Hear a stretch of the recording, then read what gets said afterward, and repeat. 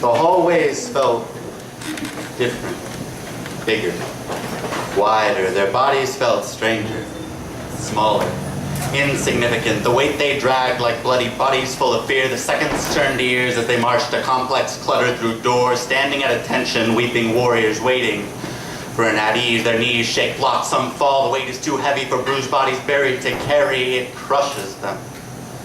You told me that the shots sounded like lockers slamming. You told me that the screens sounded like tires screeching. You told me that the school going into lockdown sounded like a billion silent nails on a billion silent chalkboards. The drop of a pin could send shivers down your already shaking spine. You told me that you loved me.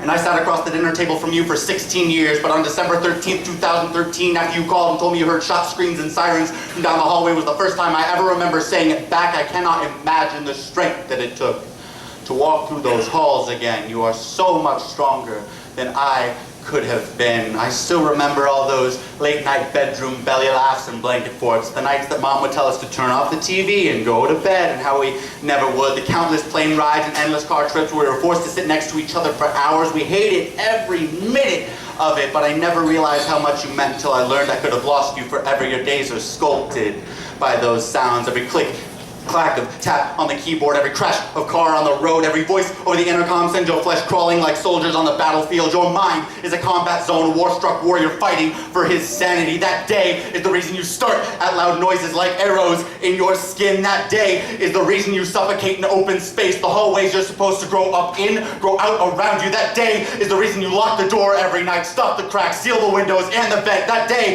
is the only molecule of air left in this place, and you're choking. I cannot save you. I wish I could save you, but how can I save you when I cannot salvage a piece of myself? When I reject to repress, measuring misery in miles, thinking that our home is only 16 miles from Century Movie Theater, thinking that our home is only 7 miles from Columbine High School, thinking that our home is only 1 mile from Arapahoe High School. If the average man can run a mile in 9 minutes, tell me, how long will I have to sprint before this is far enough behind me to forget you? We'll never forget that day, but you still stand tall, bearing all the weight on your shoulders. You are not the one who needs saving. I cannot imagine the strength that it took to walk through those halls again.